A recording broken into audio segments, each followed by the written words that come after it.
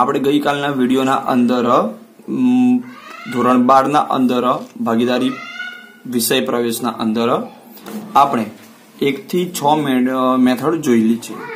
આજે આપણે મેથડ 7 અને મેથડ 8 જોઈશું। એના અંદર આપણે જોઈએ કે 7મી મેથડ શું છે, તો આયશા, નાઝ અને સુમૈયાની ભાગીદારી પેઢીનો રૂપિયા 2 લાખ નફો 3:2:5 ના પ્રમાણમાં વેચવાને બદલે ભૂલથી 2:1:1 ના પ્રમાણમાં વેચેલ છે। તો ભૂલ સુધારણા નોંધ લખો। અહીંયા આગળ એવું કહેવામાં આવ્યું છે કે 2 લાખ રૂપિયા જે નફો છે એ નફો આયશા, નાઝ અને સુમૈયાને 3:2:5 ના પ્રમાણમાં આપવાનો હતો, પરંતુ તે ભૂલથી 2:2:1 ના પ્રમાણમાં વેચાઈ ગયો છે। તો અહીંયા આગળ આપણે ભૂલ સુધારણા નોંધ કરવાની છે। તો સૌપ્રથમ શું કરવું, તો આ જે 3 ભાગીદારો છે 3 ભાગીદાર નામ લખી દેવા, આયશા, નાઝ અને સુમૈયા। ત્યારબાદ એમાં જે સાચું પ્રમાણ છે એ સાચું પ્રમાણ લઈએ કે ભાઈ 3:2:5 જે સાચું પ્રમાણ છે એ સાચું પ્રમાણ લેવાનું અને એ સાચા પ્રમાણને દ્વારા આ જે 2 લાખ રૂપિયા છે એ 2 લાખ રૂપિયા વેચી દેવા। એ રીતે ખોટું પ્રમાણ લેવાનું, અંદર આપ્યું છે 2:1:1। આ જે ખોટું પ્રમાણ છે એ ખોટા પ્રમાણમાં પણ આપણે 2 લાખ રૂપિયા વેચી દેવાના। તો હવે જોઈએ કે સાચા પ્રમાણમાં 3:2:5 ના પ્રમાણના અંદર આ 2 લાખ રૂપિયા વેચીએ તો કઈ રીતે વેચવા એ આગળ તમે શીખી ગયા છે। તો બી એકવાર આપણે જોઈ લઈએ કે 2 લાખ ગુણ્યા 3/10 સાદું રૂપ આપતા 60,000 આવશે। એ રીતે નાઝને 2 લાખ ગુણ્યા 2/10 સાદું રૂપ આપતા 40,000 આવશે અને સુમૈયાને 1 લાખ રૂપિયા આવશે। તો આ રીતે આપણે જોઈએ કે ભાઈ 2 લાખ ને સાચા પ્રમાણે વેચ્યું, એ રીતે ખોટા પ્રમાણમાં પણ વેચીએ। 2 લાખને 2:1:1 ના પ્રમાણમાં વેચવામાં આવશે તો 1 લાખ રૂપિયા, 50,000 રૂપિયા અને 50,000 રૂપિયા મળશે। અહીંયા આગળ સાચું પ્રમાણ છે એટલે ખરેખર જે રૂપિયા મળવાના હોય એ આપણે એને પ્લસ નું ચિહ્ન આપી દેવાનું, ને જે ખોટું કર્યું છે એ ખોટા માટે આપણે માઇનસ નું ચિહ્ન આપવાનું। હવે એનું સાદુરૂપ આપીએ તો જોઈએ કે બાદબાકી કરીએ કે 60,000 માંથી 1 લાખ જશે એટલે 40,000 જે કૌંસમાં લખ્યું છે એ માઇનસ સમજવાનું છે। એ રીતે નાઝને 40,000 એમાંથી 50,000 જશે, 10,000 જે માઇનસમાં આયા, ને સુમૈયાને 1 લાખ માંથી 50,000 જશે તો 50,000 જે પ્લસમાં આયા। તો અહીંયા જે માઇનસ વાળા જે છે એ માઇનસ વાળા ના ખાતે ઉધાર થશે, એટલે આયશાના ખાતે ઉધાર થશે, નાઝના ખાતે ઉધાર થશે અને સુમૈયાના ખાતે રકમ જમા થશે, કારણ કે સુમૈયાનો પ્લસના અંદર આવે છે એટલે એને લાભ થશે, એને રૂપિયા વધારે મળશે અને આયશા અને નાઝ એ બંને રૂપિયા ભોગવવા પડશે। તો એની જે આમ નોંધ થાય છે ભૂલ સુધારણા નોંધ એ આપણે જોઈ લઈએ કે આયશાના મૂડી ખાતે ઉધાર 40,000 રૂપિયા, નાઝના મૂડી ખાતે ઉધાર 10,000 રૂપિયા, તે સુમૈયાના મૂડી ખાતે 50,000 રૂપિયા। ટૂંકમાં આપણે એટલું સમજવાનું છે કે અહીંયા આગળ જે નફો આપવામાં આવેલો હોય છે એ 2 લાખ રૂપિયા, એ નફો પહેલા સાચા પ્રમાણમાં વેચી દેવાનું છે 3:2:5 ના પ્રમાણમાં અને ત્યારબાદ ખોટા પ્રમાણમાં વેચવાનું છે 2:2:1 ના પ્રમાણ 2:1:1 ના પ્રમાણમાં। તો આમ જ્યારે વેચવામાં આવશે સાચાને પ્લસ ની ચિહ્ન આપી દો અને ખોટાને માઇનસ નું આપી દો, જે માઇનસમાં આવે એને ઉધાર કરી દો અને જે પ્લસમાં આવે એને જમા કરી દો। તો આ રીતે આપણે મેથડ નંબર 7 જોઈ। હવે આપણે મેથડ નંબર 8 જોઈએ।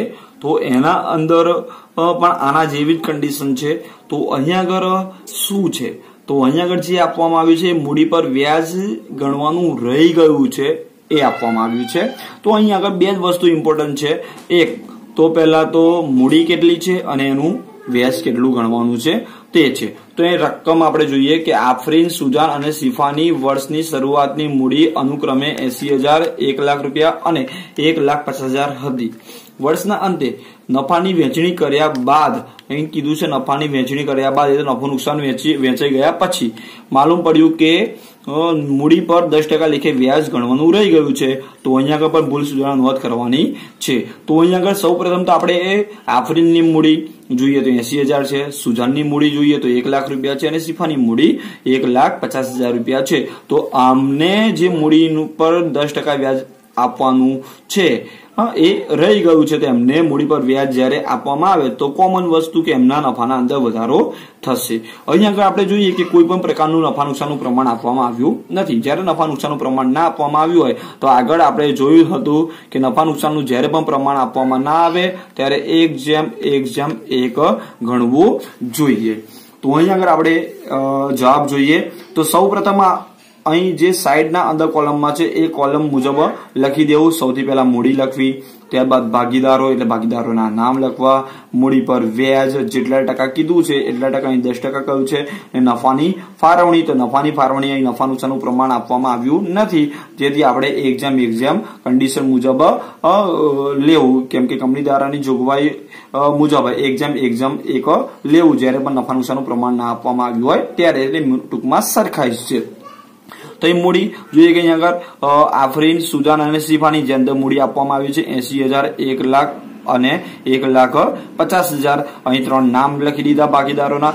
હવે મૂડી પર વ્યાજ જે 10% કહ્યું છે 10% કરીએ તો 80,000 ના 10% કરીએ તો 8,000 રૂપિયા, 1 લાખના 10% કરીએ તો 10,000 રૂપિયા, 1,50,000 ના 10% કરીએ તો 15,000 રૂપિયા.